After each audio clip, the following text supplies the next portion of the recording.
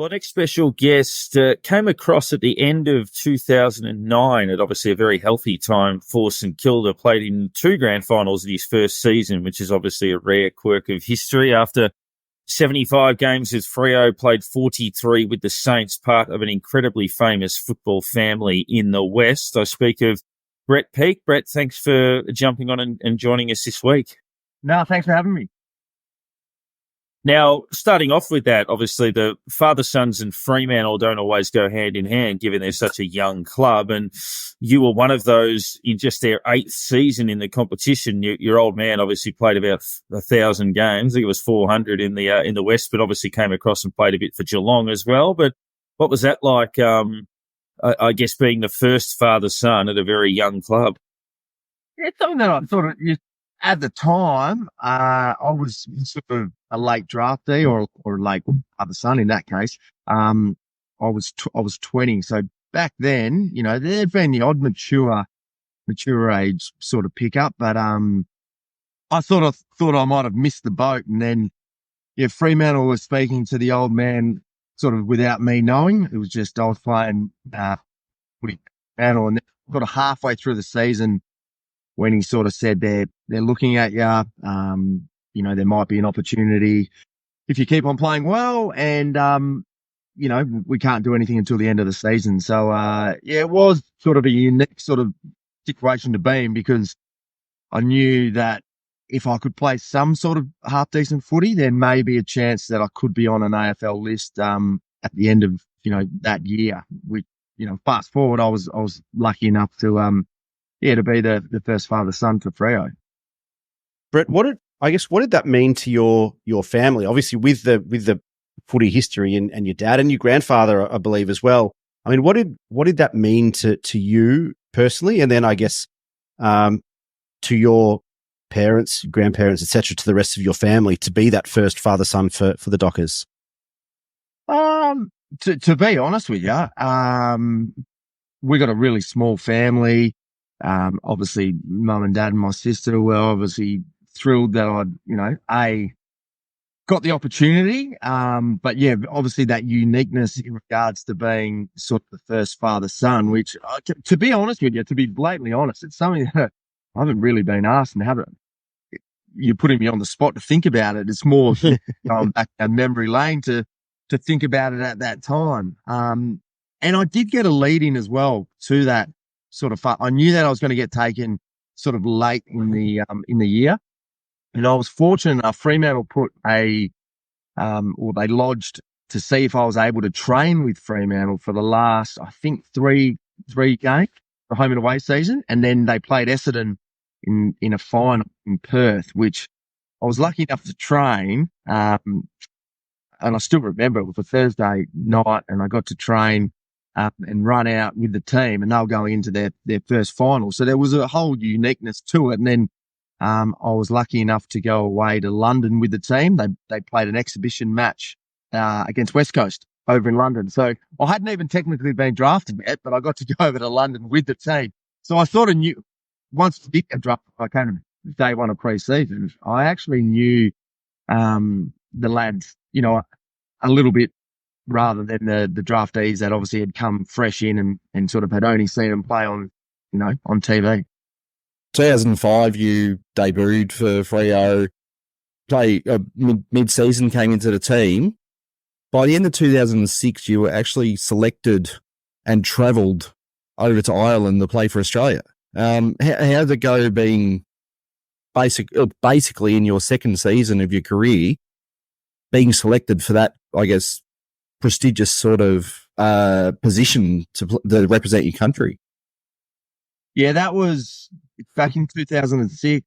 I'll go back to 2005. Played the last 10 games. Found a little bit of form, for a sort of a younger player.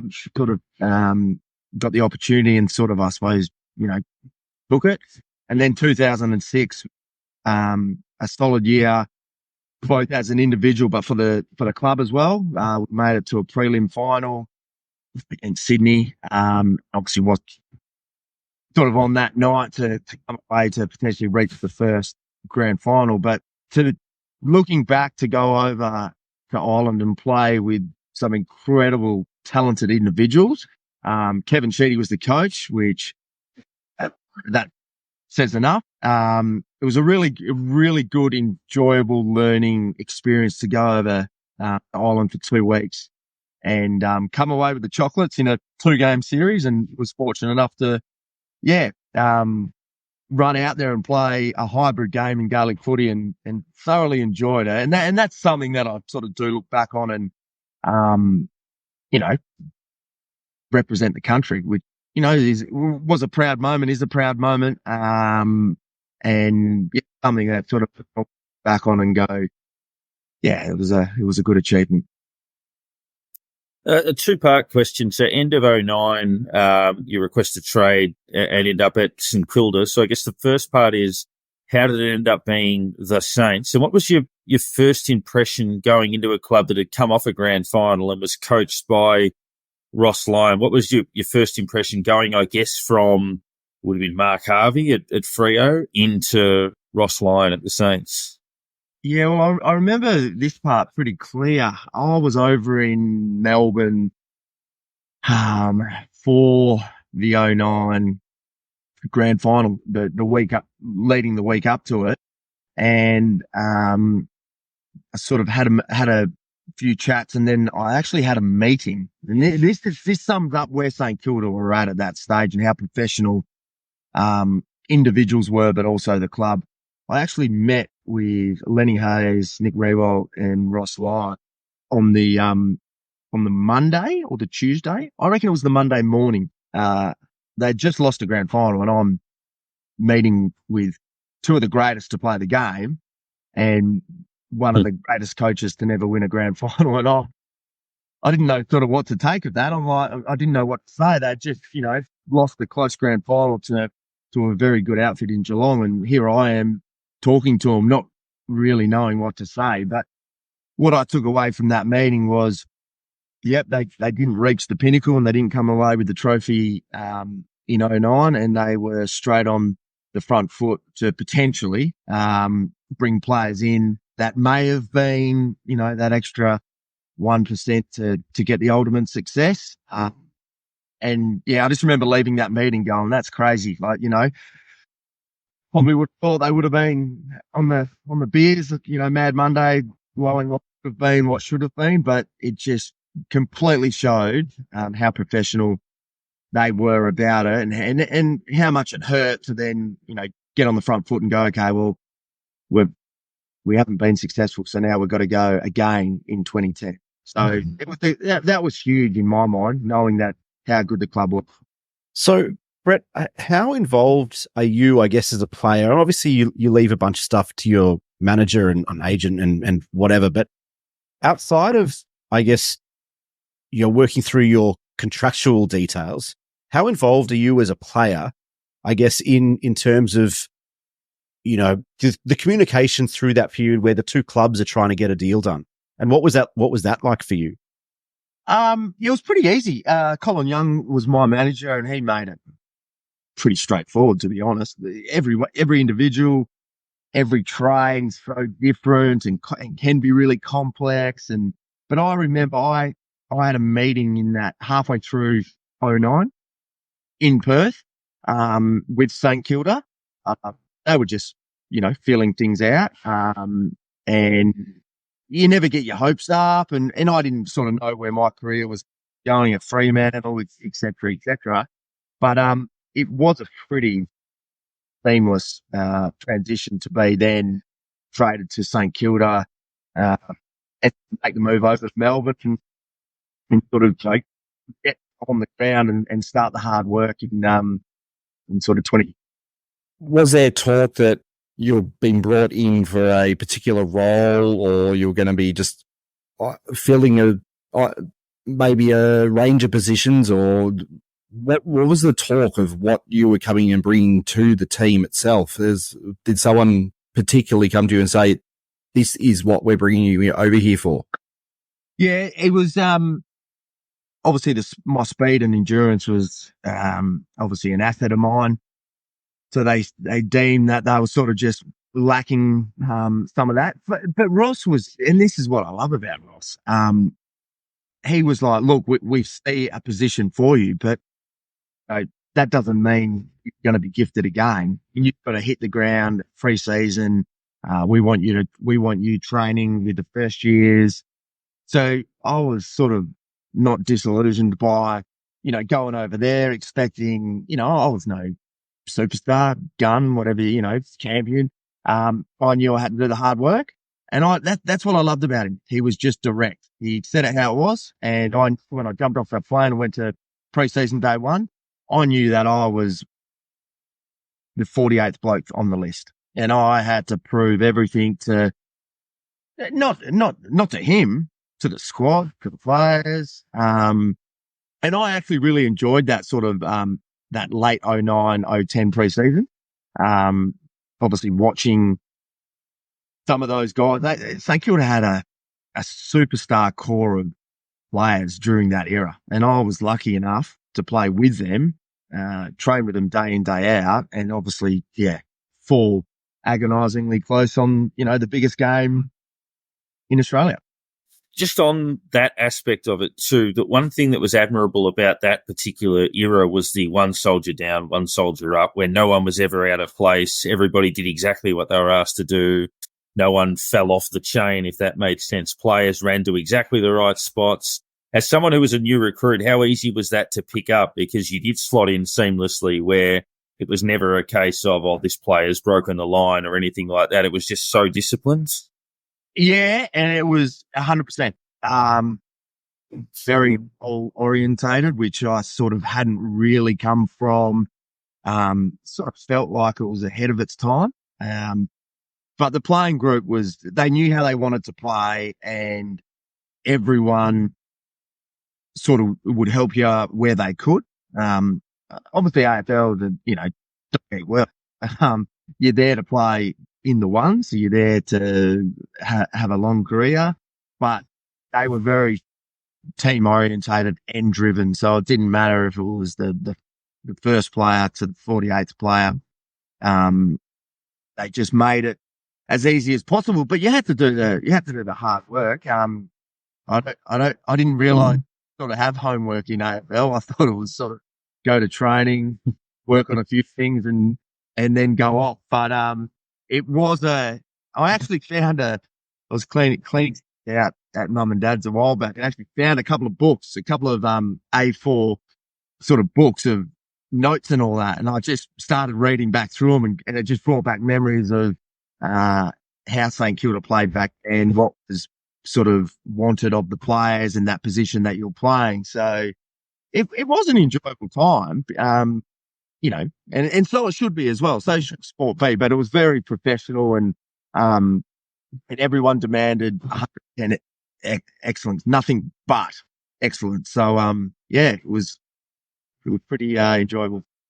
At Freo, you were kind of bursting through the midfield, delivering to Matthew Pavlich, and then you come to St Kilda and you've got Nick Riewoldt running at you. What are the differences between those two guys? And I guess, how can you define each one of them as opposed to the other? That's a good question. Obviously, Pav was explosive, big, could lead and mark, could also take a one-on-one, and could change a game. And then on the flip side, you've got Nick Riewoldt just grounded his opponent into the ground and could run from full forward to full back and then back again. I've never seen someone try so hard, and demand so much from the playing group than Nick. He obviously wanted nothing but success for the club. But he truly led by example, by his actions, at training and sort of that's where you sort of take it from, how hard he trained. It was incredible to witness, but they're two, both of them, they're both champions of the last 20 years. They single-handedly won games off their own boot. They were the number one at their respective club, for long periods of time, and they had long careers and accomplished individual accolades. But the only thing that was missing, both of them, was that premiership. So you mentioned love Ross as a coach and just the way he went about it and everything. Was there any moments that you can go back to or go back through the book as you're talking about and sort of look at it and go, what was he talking about there? Or just something that he said to you when you've taken it away and thought, oh, okay. And it just had to stew over it for a while just to try to understand what he was saying. We know he comes out with a few things in the press conferences at times. Was there just something you said that stuck in your mind at some stage? Yeah. So one thing with Ross that I sort of love about him, but the one of the best stories, which I have said it before, so it's not breaking news or anything. It was a week after replay, and obviously you have your exit meeting leading into your holidays and whatnot. And I was in the room with Hutchie, and he looked at Hutchie and he goes, has Peake got a contract for next year?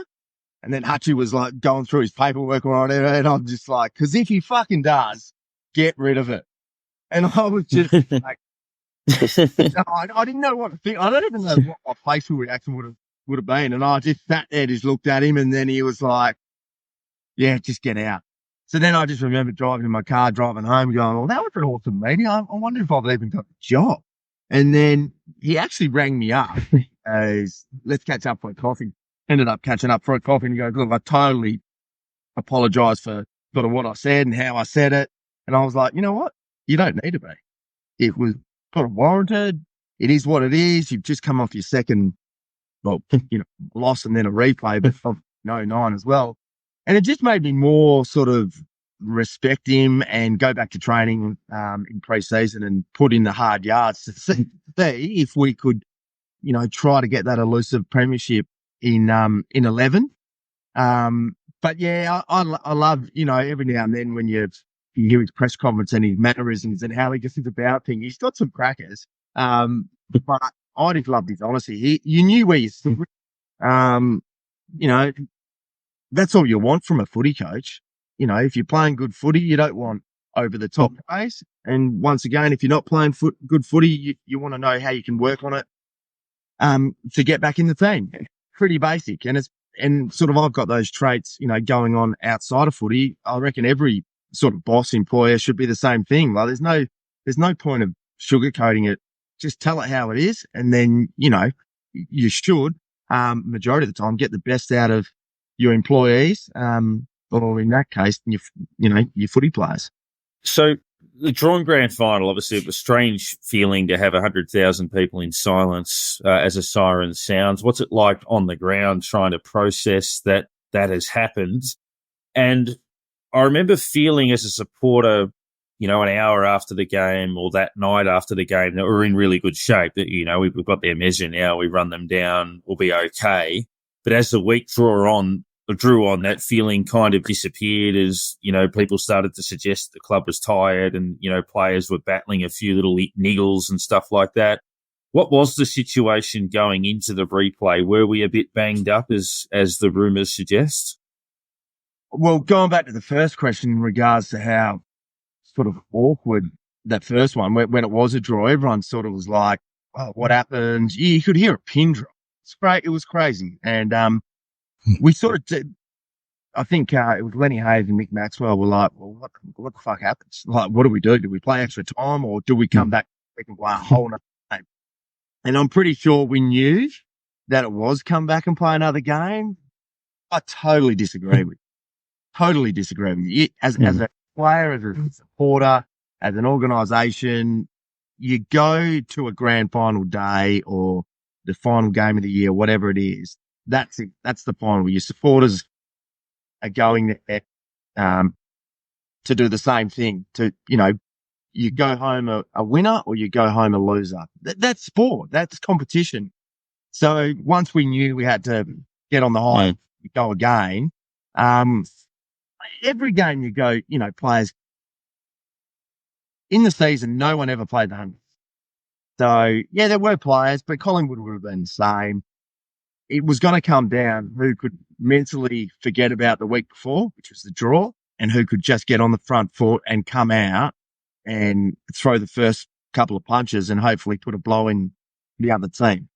In our case, obviously Collingwood came out, some crucial parts in early on the game, and then the game sort of just got away, and the rest is history. So it was a super unique feeling, and I'm glad that there is no drawn grand final now that do play extra time, because all it is just a money grab for the AFL. That's all it is. Why would you want to go and play a whole nother game when you've already played 2 games and 2, 3, 4 finals, whatever it is? Why would you want to go and do it all over again? But the biggest spectacle of AFL is grand final day. You can't replicate that, bro. You can't. But at the end of the day, that they were the rules that was what was put in place, and Collingwood would just put that. They had some super players in that era. So as much as hard as it is, you take learning from that. Outside of football as well, losing. At the end of the day, it is just a game. I know it's a big business. I know there's people that bleed AFL clubs and they want to see success, and so do you as an individual and as a player. But unfortunately, there's always going to be a winner. There's always going to be a loser, and life goes on. So, you still have flashbacks of it though, because it would have been I know what winning a grand final was like at a lesser level. So I could only imagine what at AFL level, what it would feel like, and what that bond would make forever in a day. So anyway, it wasn't meant to be.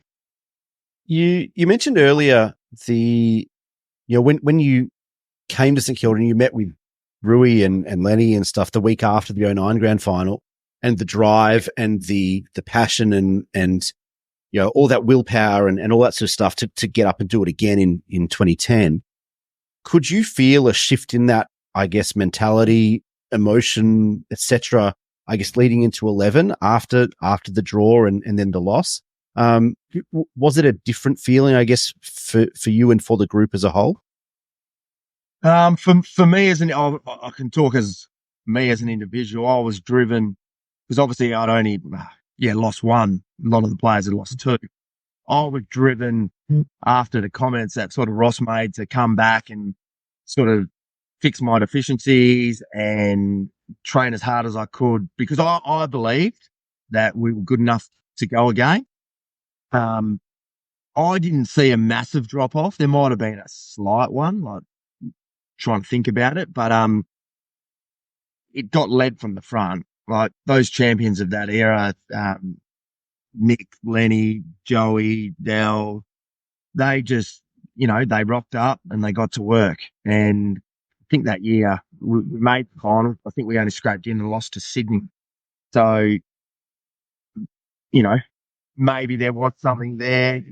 It's pretty hard. Like those teams that have won 3-peats and that have been in grand finals and finals for, like the Geelong last years, that's incredible what they're able to do. Like, year in, year out. So, it is one of those things that, looking back on it, maybe there was a shift in 11, but we gave it a good crack and sort of made finals, but certainly wasn't enough to beat Sydney. So you played that final and Ross gets to the end of the final and pretty much says, a couple of players are finishing up and all this sort of thing. And was there any, I guess, inkling through the players that Ross himself would be actually finishing up at the club? Was there any hint whatsoever that was going to be the case? I've said this before. I sort of knew that he was going to Fremantle. I had ties, obviously, at Fremantle, and there was a meeting between certain people that I think Ross wanted a long-term deal at St Kilda, wasn't going to get it. Maybe the money wasn't right. I'm not sure into that sort of stuff, but I knew Fremantle were sort of looking, and I knew it was done and dusted. I remember saying to Joey Montagna, and he was like, really? Maybe he knew as well. And I know that, that senior group were very close to Ross, but, once again, as a player, we see it now with, players being able to move. I think it's a good thing. I think if, players and coaches can move, as I said, it's a dog-eat world. If you're doing really well, obviously everything's good, but as soon as you're not, and you got to look after yourself. Number one's first. You got to look after yourself and your family. So you got to make that right decision. So And fast forward, he nearly made the right decision going over there. He got him to a grand final, got him playing really good footy. Once again, wasn't able to get the chop with. So that's why I say the greatest coach to never win a premiership has been so close. His career as a coach isn't done yet. So maybe there is a fairy tale finish for him in that coaching sector. Last one from me. What's life entail these days? I understand you're still having a kick and going around, but in terms of earning a living? So, yeah, still playing footy. So I'm 41 now. Been playing, this is my 4th year down, playing for a club called the Elfie Sharks, who before I came, which I was 38, coming down to play footy, a bit of a risk on a footy club, but they'd won 2 games in 12 years. Fast forward for now, we're sitting on top of the ladder and a chance to go back to back this year. So I still enjoy it. It doesn't get any easier as you get older. It's good just giving a little bit back to a country footy club.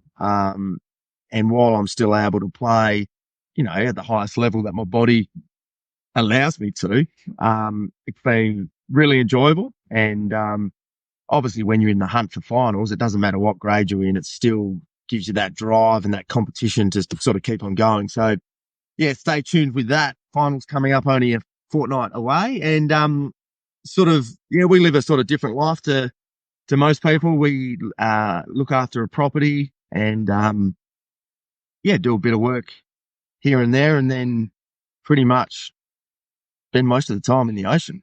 So got 2 kids now, 7 and 4, and they're right into their surfing and sort of ocean activities. So it's a perfect backdrop down here to sort of raise them and do that. And just living life pretty much. Brett, last one for me before we let you go. But I just wanted to, I guess, get some clarification on how your time at St Kilda and then by default in the AFL ended. And apologies if I've got the sequence of things wrong, but it sounded like, so Ross left at the end of 11. You signed a new contract after Scott Waters had been hired, I think. I don't know if it was a 1 or a 2 year contract, but signed a new contract. A few months later, played the first game of 2012 and then got dropped, and then we never saw you again. Well, I guess, how did that all play out? Yeah, that was, I don't even know how old I would have been, but I signed a 1 year deal for 2012. Obviously knowing that, Ross was departing, new coach was coming in. It's always sort of hard when you've had, a coach that has done extremely well and then out of the blue sort of then goes, to another club. So it's one of those things that a new coach comes in and they've got to find their feet, the players, obviously individuals, and then the group has to, suss each other out. And that's what I took out of it. It was, a lot of the senior folks sort of were sussing Scotty out. And, we had a pretty good pre-season. Obviously we'd come off what had happened the last 3 years, and I can only speak on me as an individual. I think we played Adelaide. I think Adelaide was my last AFL game, round 1, and then just, never got a look in after that. But saying that, there were some things that I sort of did that probably didn't help my case. And that was, went back and played for Sandringham and didn't dominate. I'd sort of dominate maybe for a quarter or two. And then, was my head really in it? And then, once again, you just want that honesty from a coach. You just want that honesty. Yeah, am I good enough to still play or am I not? And there was always that sort of carrot dangling down that, keep on trying. And I thought I was playing good enough footy for a period of time to get a go. Like St. We were playing at AFL level that great. We weren't winning games. I thought there was a chance. So I put my head down, bum up, and then I'm pretty sure it was halfway through the year that I pretty much was like, put it blatantly. It's like, well, fuck this. I'm just going to go surfing. So, and that's what I did. Pretty much looking back on it now, I didn't help myself. So I understand that. But one thing that I did do is I got to surf some of the best waves for a long period of time. But that was a I let the team down. I let Sandringham down because I played twos and that. So you look back on it, but I never look back and regret anything because, you know, you live your next day as it comes. So yeah, it was more disappointing that I asked the question, was I good enough to still play AFL? So, and coming from Ross would have said, yep, you are, or no, you're not. And then I would have known where I would have stood. And then I would have, could have spat the chewy out and then been like, no worries. All right. Well, my focus now to be to help the younger kids come up, play good Sandringham, hopefully get Sandringham into the finals, into a grand final. But it sort of didn't end up like that. And I actually didn't go. I think I went to 2 AFL games in the back end of 2012. When you're not playing, you usually go support your team and all that. I was just mentally and physically completely checked out. Hence why my career, I call it, I got sacked pretty much. So, but that sits well with me. I was fortunate enough to play the game. I learned a lot from every year that I played, learned more in that year, only playing 1 AFL game than I did, back through my career, but very fortunate enough to play for as long as I did. Wasn't a long career, but it certainly wasn't a short career as well. Got to play with some of the modern day greats, but also got to play against some of the modern day greats. So every kid that picked up footy from a young age always wants to play AFL and dreams of it. And, obviously I got to live and breathe it, my old man playing for such a long period of time. And then I was sort of fortunate enough to then carry on and get to taste that without coming away with, what everyone played for. And that is the premiership. And, we just weren't good enough. And that just shows you how hard they are to win. And, people get that opportunity and they get it and they come away with it. I couldn't think of how good the feeling would be. So, fortunate enough to even be there and get the opportunity to, people say, oh, would you not have rather played in one? And I was like, you can't say that. You got to be there to have a chance. Yeah. And we did. I got 2 chances. But we just weren't good enough. So life goes on and, we know that Saints haven't won a grand final in a long time. Hopefully this next generation that's coming through, be a fairytale and them to win with Ross at the helm. Who knows what 2025 and beyond brings.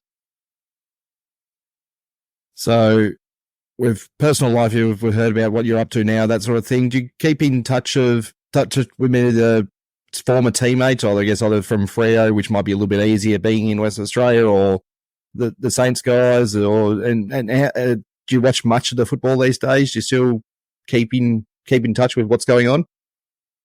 No, where we live, the reception's pretty bad, which is a good thing.